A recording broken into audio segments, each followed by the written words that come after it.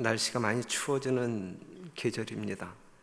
건강 조심하시고 이 복된 안식일 하나님의 귀한 은혜 가운데 머물게 되시기를 바랍니다.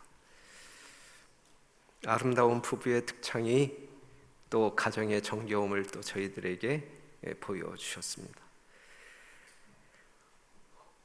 계속 이어서 우리는 그 사복음서를 통하여 나타난 예수님의 삶을 공부하고 있습니다.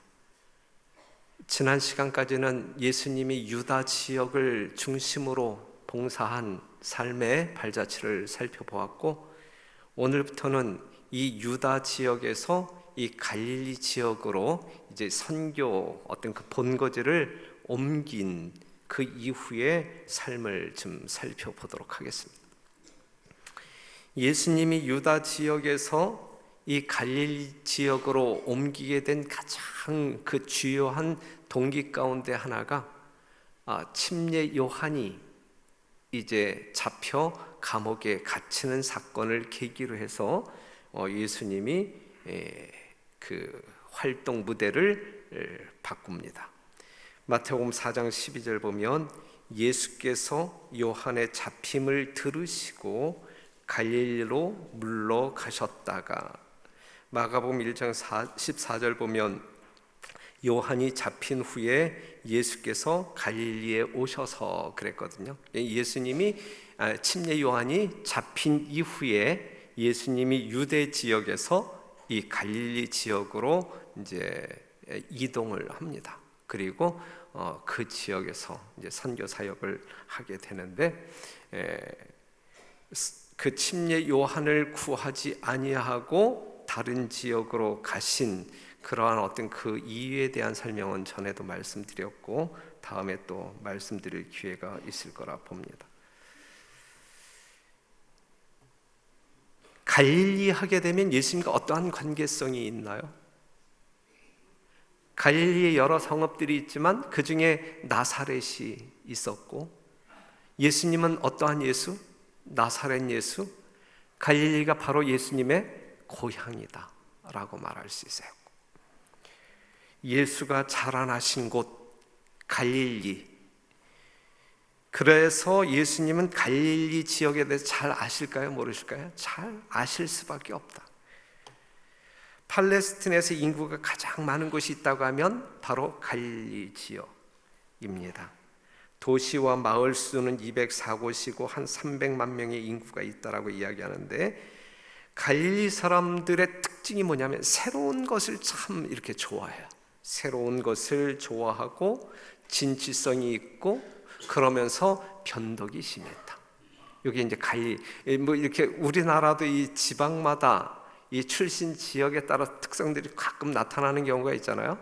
그런데 이제 이 갈릴리 지역에 살았던 사람들은 새로운 것 좋아하고 진취성은 있는데 더불어 변덕이 심했다. 이것이 이제 갈릴리 사람들의 특성이었어요.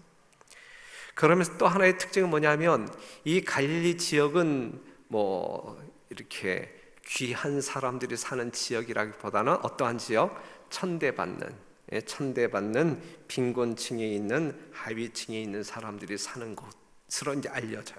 여러분들이 어떠한 이야기를 떠올릴 수 있어요? 나다나엘이 이야기한 것처럼 나사렛에서 무슨 선한 것이 나오겠느냐.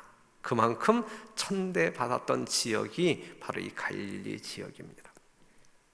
이 갈릴리 지역에서 예수님은 29년 6월절부터 30년 6월절 약 1년 동안 봉사하게 되는데, 이 봉사의 주요 내용 가운데 몇 가지는, 일단 이 갈릴리 지역에서 봉사하실 때에 12제자를 택하십니다. 그리고 그들과 함께 동역을 하지요. 그리고 이 갈릴리 지역에 있었을 때 여러분들이 잘 아는 산상설교가 있게 되고, 나인성 과부의 아들을 살리는 기적과 야이로의 딸을 살리는 기적이 바로 이 기간 동안에 일어납니다.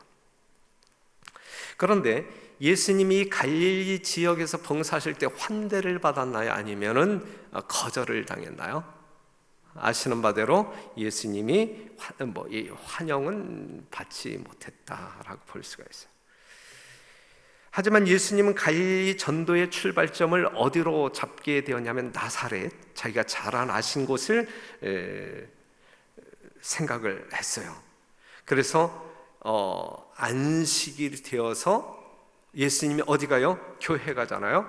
회당에 가시잖아요. 누가복음 4장 16절 보게 되면, 누가복음 4장 16절 보게 되면 안식일이 되었을 때 자기 규례대로 회당에 들어가사, 유년과 청소년 시절에 안식일마다 어디 가서 예배를 드렸어요? 바로 그 회당에 가서 예배를 드렸는데, 바로 그 회당에 이제 자기 형제들과 이제 함께 갔단 말이죠.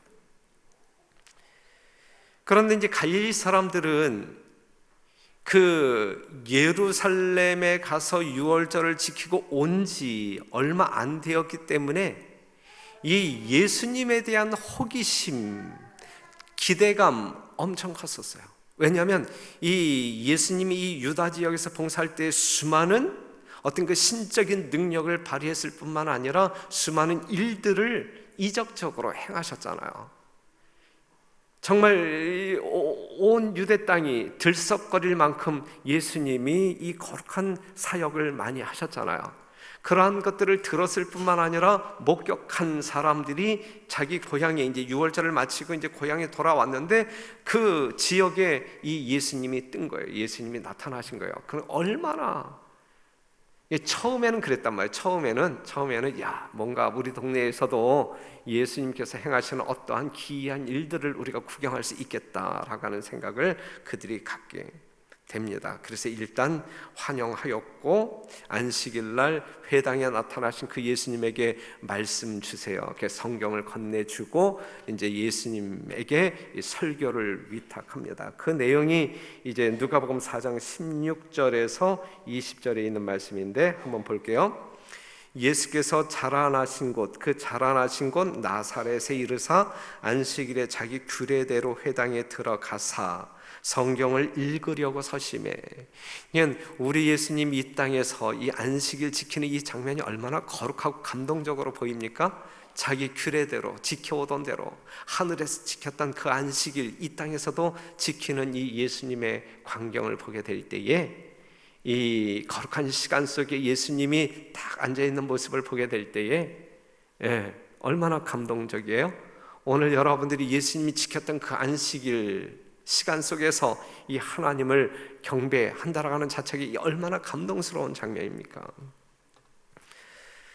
그런데 이제 자기 규례대로 회당에 들어가서 성경을 읽으려고 서심해 선지자 이사야의 글을 들이거늘 책을 펴서 이렇게 기록한 데를 찾으시니 곧 주의 성령이 내게 임하셨으니 이는 가난한 자에게 복음을 전하게 하시려고 내게 기름을 부으시고 나를 보내서 포로된 자에게 자유를, 눈먼 자에게 다시 보게 함을 전파하여 눌린 자를 자유케 하고 주의 은혜와 해를 전파하게 하려 하심이라 하였더라. 책을 덮어 그 맡은 자에게 주고 앉으시니 회당에 있는 자들이 다 주목하여 보더라 그랬어요. 성경을 건네받은 예수님께서는 어떠한 성경책을 읽었어요? 이사야 61장 1절에서 2절에 있는 내용을 읽었어요. 그 내용이 바로 18절, 주의 성령이 내게 임하셨으니, 주의 성령이 함께함으로 말미암아 구주의 사역도 가능한 거예요. 여러분들이 어떠한 사역을 한다 할지라도 성령의 역사가 임할 때에 그 일이 가능한 거예요. 그렇죠? 이 말씀을 보게 될 때. 그런데 예수님께서 하신 말씀이 가난한 자에게 복음을 전하게 하시려고, 그 다음에 포로된 자에게 자유를, 눈먼 자에게 다시 보게 함을, 눌린 자에게 자유를, 이 말씀을 읽었거든요. 그리고 앉으셨단 말이에요. 읽고 앉으셨다는 이야기는 이제 뭐 하시겠다는 이야기하면, 읽은 말씀을 본문으로 해서 뭐 하시겠다는 이야기예요? 설교하시겠다는 이야기예요. 설교하시겠다. 그랬을 때 예수님이 앉으셨을 때에 이제 회당에 모였던 모든 성도들이, 모든 별내 성도들이 다 주목하여 보더라 그랬어요. 다 주목하여 보더라. 예수님을 다 주목하여 보더라. 아까도 말씀드렸지만 예수님이 이 갈릴리 지역에 나타나신 것은 정말 그들에게 놀라운 영광일 수밖에 없어요. 그런데 그 영광을 영광스럽게 활용하지는 못하죠. 이제 뒤에 나와 있는 말씀을 보게 되면. 하지만 지금 요 순간만큼은 뭔가 기대가 고조되고 긴장이 있었고 흥분이 있었단 말이에요. 예루살렘에서 보았던 그 놀라운 역사들을, 하나님의 기이한 행동들을 볼 수 있다고 생각했기 때문에, 여러분들은 이 안식일 주의 성전에 나오실 때 뭔가 기대감을 가지고 나오십니까? 어떠한 기대감이에요? 예? 한 주일 동안 못 만났던 성도를 이렇게 만날 수 있는 기대감을 가지고 나오십니까? 아니면 주님을 만날 수 있다라는 기대감을 가지고 나오십니까? 저간 여러분들이 기대감을 가지고 나오셨으면 좋겠고, 그 기대감이 지극히 영적인 것이었으면 좋겠고, 그것이 여러분들이 하늘 가는 그 길을 밝혀주는 그것이었으면 참 좋겠습니다. 시대의 소망이 있는 말씀을 보게 되면 그들의 흥미와 기대는 최고조에 달했다 그랬어요. 최고조의 기대감을 가지고 흥분된 그러한 마음을 가지고 이제 예수님을 만났고 예수님이 설교하려고 하는 그 순간 이제 쫙 주목하고 바라보고 있었단 말이죠. 그런데 예수님이 읽은 이사야 61장 1절과 2절에 있는 말씀은 메시아가 이 땅에 나타나서 해야 할 사역을 말해주고 있는 거예요. 이 땅에 오신 메시아가 성령을 힘입어 이루실 메시아의 사역을 말해주고 있어요. 그런데 예수님께서는 이 말씀을 읽어주고 이 메시아의 사역이 이루어졌다라고 선언을 했어요. 듣는 사람들에게 이 일이 오늘 너희에게 응하였다라고 이야기하고 있단 말이에요. 21절에 있는 말씀 보면, 이에 예수께서 저희에게 말씀하실 때 이 글이 오늘날 바로 지금 너희 귀에 응하였느니라 하시니, 저희가 다 그를 증거하고 그 입으로 나오는 바 은혜로운 말을 기이 여겨 그 다음에 가로되 이 사람이 요셉의 아들이 아니냐 그랬거든요. 자, 요 말씀을 보게 되면 일단 예수님께서 하시는 말씀이 아주 은혜와 감동이 철철 넘쳤어요. 그런데 곧 이어서 그들의 마음의 반응은 부정적으로 변합니다. 부정적으로. 은혜로 압도된 유대인들이었지만 그들의 심령 가운데 사단이 작용해요. 자, 사단은 우리가 깊은 은혜 가운데 있다 할지라도 사단은 할 일 합니다. 네. 그러니 우리가 정말 영적으로 깨어있지 아니하고 은혜와 감동 가운데 있지 아니하다고 하면 얼마나 마귀가 우리 마음판에서, 우리 마음속에서 그냥 마음대로 자행자지하겠습니까? 지금 이 말씀을 보게 되면 그 회당에 모였던 모든 유대인들이 큰 은혜에 압도되거든요. 그런데 압도되어진 그 순간에 사단이 작용을 하는 거예요. 작용을. 그래서 이제 이 갈릴리 사람들의 저항이 일어나기 시작하죠. 예? 은혜에 압도되었던, 감동으로 압도되었던 그 회당에 모였던 교인들의 마음 가운데 저항이 일어나기 시작해요. 어떠한 말 때문에 저항이 일어나냐면, 이 말씀이 오늘 너희 귀에 응하였다라는 말을 듣고, 그 말을 들으면서 그들은 무엇을 생각했냐면, 야, 그러면 우리가 포로란 말이냐? 에? 무슨 포로냐 우리가? 에? 우리가 눈먼 자란 말이냐? 이렇게 멀쩡하게 보는데 보지 못한단 말이냐? 우리가 아브라함의 자손인데 우리가 눌린 자란 말이냐? 이제 이러면서 쟤 지금 무슨 이야기 하는 거야? 에? 단에서 지금 뭔 이야기하고 있는 거야? 그러면서 목수의 아들이잖아. 이제 그러면서 이제 뭔가 이 위의 것을 추구해야 할 그 시간에 그 사람들이 순간적으로 이 사단의 유혹에 의하여 땅의 것을 생각하고 있는 거예요. 22절에 있는 말씀을 다시 보면 저희가 다 그를 증거하고 그 입으로 나오는 바 은혜로운 말을 기이 여겨 가로되 이 사람이 요셉의 아들이 아니냐, 랍비 학교도 다니지 아니한 무식쟁이 아니냐. 지극히 이제 인간적으로 생각하기 시작하는 거예요. 인간적인 요소를 이제 생각하면서 그를 저항하기 시작합니다. 요한복음 7장 12절 예수께 대하여 무리 중에 수군거림이 많아 혹은 좋은 사람이라 하며 혹은 아니라 무리를 미혹하게 한다 하나 그랬어요. 여하튼 예수님이 메시아임에 틀림이 없고 구주임이 틀림이 없고 하나님의 아들이라고 하는 여러 가지 신성적인 정말 증거거리가 수없이 많이 있음에도 불구하고 그 예수님을 바라보는 수많은 사람들의 반응은 엇갈리는 거예요. 지금 이 정부가 이렇게 양쪽으로 나누듯이 어떤 사람은 참 좋은 사람이라 잘한다, 어떤 사람은 못한다, 나쁜 사람이다, 이제 이렇게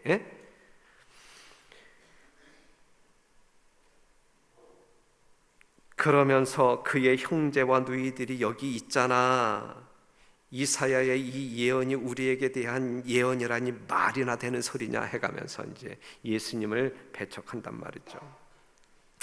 야, 집에 가는 편이 낫겠다. 이 안식일 날 우리가 여기 있는 것이 우리에게 큰 손해다 해가면서 말도 안 되는 그 소리를 듣고 있는 것이 야, 한심하지 않냐? 가자. 우리가 이 안식일 이 성전에 딱 왔을 때 예수님을 만났을 때에는 예수님을 통하여 어떠한 표적 보기를 원했는데 뭐 그런 건 안 보여주고 헛소리만 하고 있는데 우리가 여기 있어야 하겠느냐, 다 가자 이제 뭐 이런 식으로. 이러한 것을 보게 될 때에 많은 사람들이 자기의 눈높이에 근거해서 다른 사람들을 평가하는 그러한 성향들이 있어요. 여러분들은 어떠하십니까? 자기가 생긴 대로 다른 사람을 평가하는 경우들이 있어요. 여러분들이 정말 영적인 사람들이라고 하면 다른 사람들의 영적인 면이 참 많이 보일 거예요. 하지만 여러분들이 참 인간적이라고 하게 되면 다른 사람들의 인간적인 요소들이 많이 보일 것이고, 여러분들이 정말 어떤 그 다른 사람들의 좋은 점을 좋게 여기는 그러한 심령이 있다고 하게 되면 늘 어떤 그 칭찬으로 일색할 텐데, 뭔가 비판하고 비평하는 마음이 많이 있다고 하면 다른 사람들이 하는 언행이 마음에 들지 않고 만족스럽지 아니한 경우들이 많이 있을 거예요. 지금 이 갈릴리 지역에 있었던 사람들이 자신들이 가지고 있는 그러한 수준에서 지금 예수님을 보기 시작합니다. 그러한 수준을 올려야 할 그 순간임에도 불구하고 자신들의 그 수준은 그냥 그 자리에 멈추게 하고 하나님의 아들 예수 그리스도임을 알 수 있는, 그리고 영접할 수 있는, 구원받을 수 있는 그러한 절호의 찬스임에도 불구하고 그 예수님을 거부하는 그러한 악한 심령들을 갖게 됩니다. 사람들은 그들 자신이 스스로 평가할 수 있는 그런 것으로 사람을 평가한다. 편협하고 속된 마음을 가진 자들이 그리스도를 그의 미천한 가문과 초라한 의복과 매일의 노역에 의하여 판단하였다. 그들은 죄의 흔적이 없는 그 심령의 순결성을 식별할 수가 없었다 그랬어요. 이러한 사람들이 예수님이 가지고 있는 그 거룩함과 순결성을 볼 수 없었다 이거죠. 그렇기 때문에 그들이 구원받을 수 있는 은혜의 기회를 놓쳐버리는 것이, 보아야 할 것을 보아야 되는데 외형적인 어떠한 것에 집중함으로 말미암아, 인간적인 어떠한 것에 집중함으로 말미암아 영적인 정말 하나님께 속한 속성들을 지나쳐 버림으로 말미암아 구원받을 수 있는 문턱에 이르렀다가 결국은 멀리 도망치는 안타까운 현실을 경험할 수밖에 없다 이거죠. 이 안식일 이 성전에서 보내신 여러분들은 여러분들에게 주어진 그러한 기회들을 어떻게 이제 영접하고 여러분들에게 유익을 얻게 할 것이냐, 매우 중요한. 그들이 의심의 문을 열어 주었을 때 이 사단이 가장 교묘하게 여러분들의 마음을 빼앗아가는, 그리하여 정말 이 세속에 던져버리는 그러한 것 중에 하나가, 아주 으뜸인 것 중에 하나가 뭐냐면 우리의 심령 가운데 의심을 불러일으키는 거예요. 의심을. 아담과 하와를 유혹할 때 그렇게 했잖아요. 그렇죠? 먹지 말라고 하더냐 뭐 해가면서 의심을 불러일으키는 거예요. 의심의 문을 열어 주었을 때 그들의 마음은 일시나마 부드러워졌던 것에 비하여 훨씬 더 강팍하게 되었다. 예수님을 처음 보는 순간, 말씀을 처음 듣는 순간 뭔가 마음이 부들부들해지기 시작했는데 사단에 의하여 의심이라고 하는 것이 들어갔을 때에 이전보다 더 강팍해진 마음을 갖게 되었다. 사랑하는 성도 여러분, 하나님을 믿으시되, 하나님의 성경을 믿으시되, 진리의 말씀을 믿으시되 의심하지 않고 전폭적으로 신뢰하는 여러분 되시기를 간절히 바랍니다. 만에 하나 믿어지지 아니하고 의구심이 되는 어떠한 성경절을 만났을 때에는 그것이 믿어질 때까지, 온전하게 믿어질 때까지 탐구함으로 말미암아 여러분들의 정체성이 거룩한 진리 위에 굳건하게 설 수 있도록 노력할 필요가 있단 말입니다. 그래야 흔들림이 없는 이 마지막 시대의 신앙인으로 승리할 수 있어요. 꼭 그러한 태도로 우리 하나님 앞에 서게 되기를 간절히 바랍니다. 사단은 어두워진 눈이 그날에 열리지 않도록 하고 노예의 사슬에 매인 영혼이 자유함을 얻지 못하게 하려고 굳게 결심하였다. 사단은 혼신의 힘을 다하여 그들을 불신에 묶어두기 위하여 활동하였다. 지금도 우리들 중에서 사단은 혼신의 힘을 다하여 여러분들을 하늘로 가는 그러한 문에서 막아 서는 일에 최선을 다하고 있다라고 하는 사실 지나쳐버려서는 안 될 거예요. 이 거룩한 안식일, 이 거룩한 성전일지라도 사단은 혼신의 힘을 다하여 우리를 방해한단 말이죠. 하나님과 접촉하는 것을 방해한단 말이죠. 여러분들의 마음이 하나님의 보좌로 이끌리는 그것을 방해한단 말이죠. 어떠한 방법인지는 다양할 거예요. 그렇죠? 여러 가지 방법으로 딴 생각을 하게 하든지 졸립게 만들든지 등등 여러 가지 이유가 있을 거예요. 분명히 있을 거예요. 이렇게 말하는 목사의 말을 또 달갑지 않게 듣게 하든지 아주 여러 가지 방법으로 방해할 거예요. 자, 그 다음에 그들은 그들에게 말씀하신 분이 그들의 구속자라는 확신으로 감동을 받았을 때 주어졌던 표적은 중요시하지 않았다. 이전에 정말 이분이 그리스도이시다라고 하는 그러한 표적들을 예루살렘에서 보고 왔잖아요. 그 감동이 있었잖아요. 그런데 지금 이 순간 그 모든 것도 그냥 온전히 사라져 버리고 말았다. 그냥 모든 마음을 빼앗긴, 모든 마음을. 성도 여러분, 여러분들의 심령 가운데 살아계신 주님 결코 빼앗기지 말게 되시기를 바라요.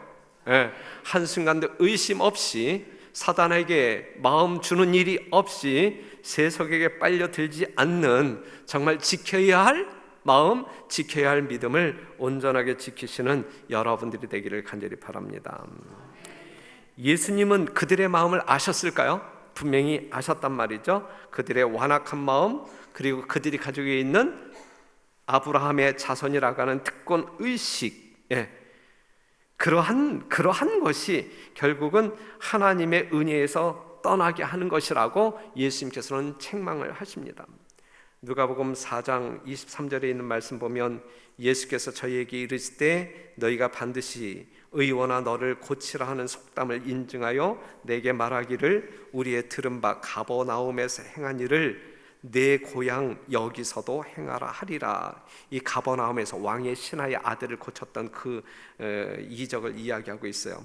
또 가라사대 내가 진실로 너희에게 이르노니 선지자가 고향에서 환영을 받는 자가 없느니라.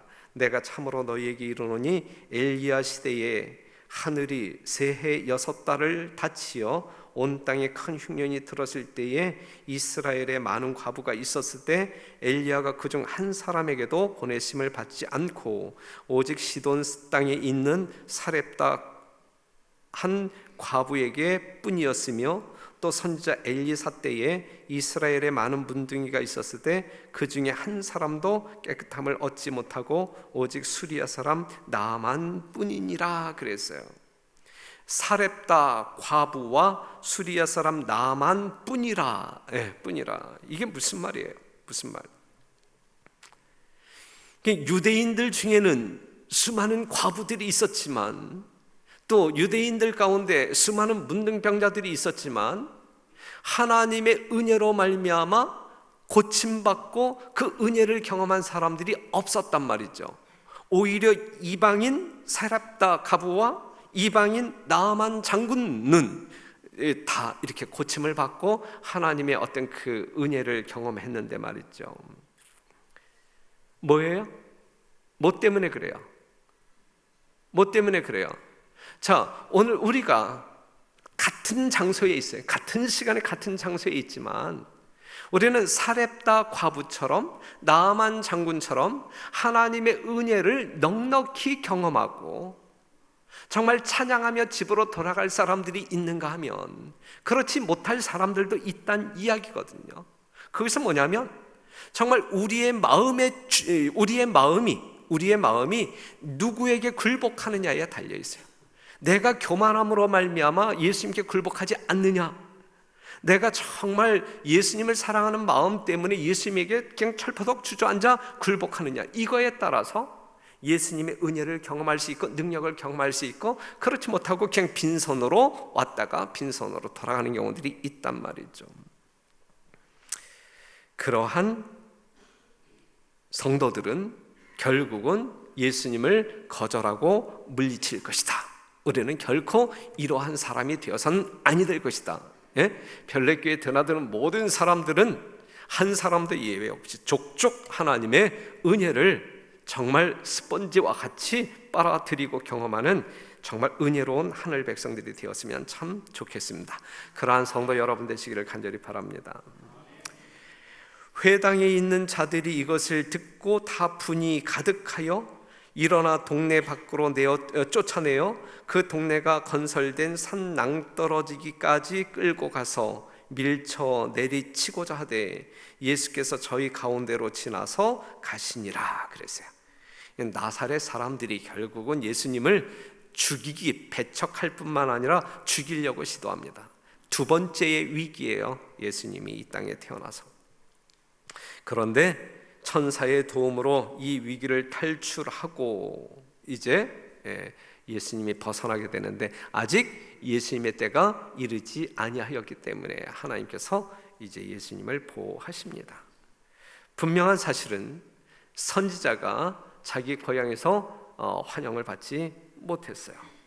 그래서 예수님께서는 이 가버나움 땅으로 이 전도 본부를 옮기시는데, 이 가버나움은 베드로의 집이 있었던 곳. 가버나움은 예수를 환영합니다. 진짜 진심으로 환영합니다. 진심으로. 그는 그곳 회당에서 권세 있게 가르쳤고 기적을 행하셨습니다. 우리가 성경을 보게 되면 예수님을 영접하지 아니하는 곳에서는 예수님이 일을 하지 않으십니다. 예수님이 영접되어진 환영받는 그곳에서 예수님께서는 일을 하신단 말이죠. 이 별내교회는 예수님을 즐기는 성도들이 모이는 곳이어야 돼요. 그래야 예수님께서 이 교회 안에서 여러분들을 통하여 일하실 수 있다라는 사실이고, 개인적으로는 우리가 매 순간 예수님을 환영하는 사람이 되어야 돼요. 그래야 우리 주님께서는 우리의 마음 작업장에서 예수님께서 하고 싶은 일들을 하실 수 있어요. 사랑하는 성도 여러분, 우리 모두 언제든지 어느 곳에서나 예수님을 열렬히 환영하는 성도들 되시기를 바라고, 그리하여 여러분들 있는 곳에서 우리 예수님 어떠한 일이든지 정말 하나님의 사역을 즐겨 하실 수 있도록 환경을 제공하는 여러분과 제가 되기를 간절히 바랍니다. 누가복음 4장 31절에서 36절에 있는 말씀을 보면, 갈릴리 가버나움 동네에 내려오사 안식일에 가르치심에 저희가 그 가르치심에 놀라니 이는 그 말씀이 권세가 있음이로라. 회당에 더러운 귀신 들린 사람이 있어 크게 소리질러 가로되 아 나사렛 예수여, 우리가 당신과 무슨 상관이 있나이까? 우리를 멸하려 왔나이까? 나는 당신이 누구인 줄 아노니 하나님의 거룩한 자니이다. 예수께서 꾸짖어 가라사대 잠잠하고 그 사람에게서 나오라 하시니 귀신이 그 사람을 무리 중에 넘어뜨리고 나오되 그 사람은 상하지 아니한지라. 다 놀라 서로 말하되 가로되 이 어떠한 말씀인고 권세와 능력으로 더러운 귀신을 명함에 나가는도다 하더라. 하나님은 이 정도 이상이잖아요. 그렇죠? 말씀하심에 귀신 들린 자가 그 사람에게서 나가고 그 사람은 온전하여지고, 예수님이 이 일을 위해서 오셨단 말이죠. 이 땅에서 사단을 몰아내고 멸하고 사단에게 사로잡힌 포로된 모든 사람들을 자유케 하기 위하여 이 땅에 오셨단 말이죠. 사랑하는 성도 여러분, 여러분들은 혹시 부분적일지라도 사단에게 붙잡힌 바 되지 아니하였는지 한번 검토해 보시고 점검하시고, 정말 예수 그리스도의 이름을 부르심으로 말미암아 우리가 품고 있는 그 사단을 몰아내는 그러한 안식일이 되기를 바라요. 안식일 날 우리 주님께서 귀신을 몰아내셨어요. 마귀의 속살거리는 음성에 넘어가지 마시고 예수님의 능력 있는 말씀에 귀 기울이심으로 말미암아 하나님을 쫓아가는 여러분과 제가 되기를 바랍니다. 그 다음에 베드로의 장모 열병에 걸렸는데 그 장모의 열병도 고쳐주셨고, 그런데 이제 이 가버나움 땅에 살고 있었던 사람들도 이 정도로 이제 예수님을 환영하면서 잘 지냈는데, 훗날에 좀 지나서 이 가버나움도 결국은 또 예수님을 배척하고 거절합니다. 참으로 안타까운 일이에요. 우리가 구약 성경을 본다 할지라도 하나님과 잘 지날 때에 정말 부흥과 성장을 경험, 그런데 좀 있다가 그냥 잊어버리고 또 배반하고, 이 신약 성경도 마찬가지예요. 지역마다 예수님을 영접하는가 싶더니 그냥 또 이렇게 거절함으로 말미암아 또 어두움 가운데 빠지고, 우리들의 개인적인 삶에 있어서도 그렇죠. 어떤 때는 그냥 신나서 교회 생활 펄펄 날아다니면서 하다가, 어떤 때는 그냥 진짜 우울증에 걸린 사람처럼 그냥 모든 거 다 내려놓고 아무 의욕도 없이 그냥 그늘진 얼굴로 왔다 갔다 하는 그러한 경우들이 있잖아요. 그렇죠? 그런데 하나님께서 우리에게 주시고자 하는 진정한 메시지, 바램은 정말 더 밝은 빛으로 가기를 원하시지, 이랬다 저랬다 올라갔다가 내려갔다 하는 그러한 신앙을 그렇게 좋게 여기시는 아니한다. 하지만 우리가 이렇게 넘어졌다 할지라도 예수님이 우리를 버리는 것은 아니지만, 우리가 정말 일관된 계속적인 진보를 향하여 전진하는 것은 하나님께 영광 돌리며 하나님께 기쁨을 드릴 수 있는 그러한 신앙적 태도다라고 하는 사실을 기억하시고, 우리가 매 순간 순수한 심령으로 하나님과 동행하시는 여러분들이 되기를 간절히 바랍니다. 그래서 결국은 이 가버나움 사람들도 이제 예수님께 책망을 받으면서 저주를 받게 돼요. 하나님 앞에서의 우리의 입장은 우리가 받은 빛의 분량에 달린 것이 아니라 받은 것을 활용하는 여하에 달려 있다. 그리스도인의 생명이 여기에 있는 거예요. 우리가 받은 빛의 분량에 달려 있는 것이 아니라 받은 빛을 어떻게 활용하느냐에 달려 있는 거예요. 여러분들의 영적인 생명은 활용할 때에 생명이 있는 거예요. 활용하지 아니하는 진리는 죽은 거예요.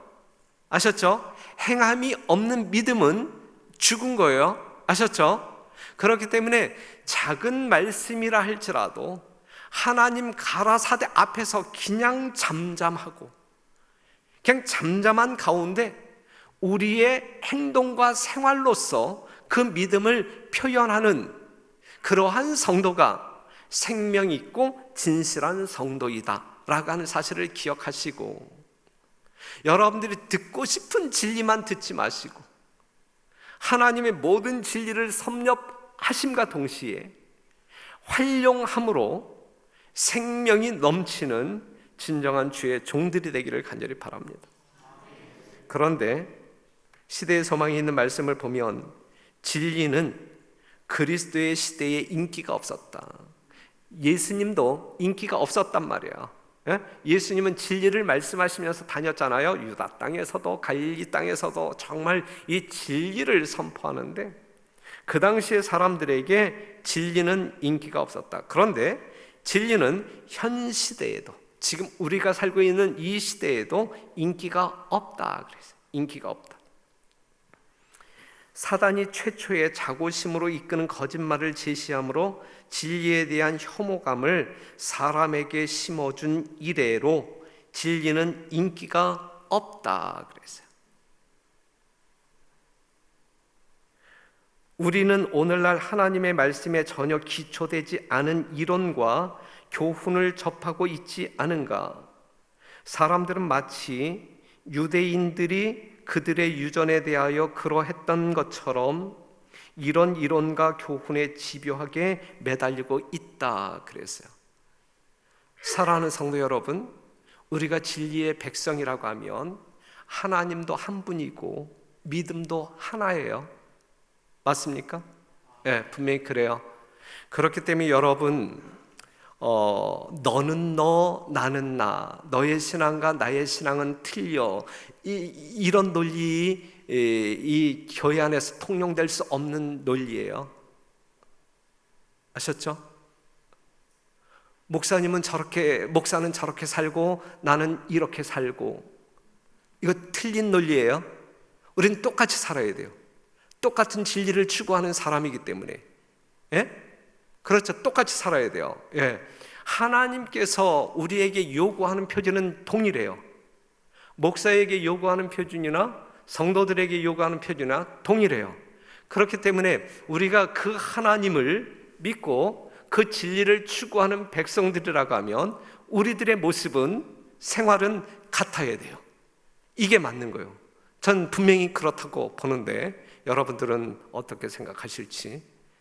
여하튼 오늘날 이 시대에 많은 사람들이 진리를 싫어하지만 진리를 사랑하는 성도들이 이 자리에 모였으니 우리 별내교회에 참여하는 모든 사람들은 이 진리 때문에 하나님의 능력을 체험하고 여러분들의 삶이 계속적으로 변화됨으로 말미암아 천국이 무엇인지 보여주는 아름다운 능력 있는 교회 되기를 간절히 바라면서 말씀을 마치겠습니다.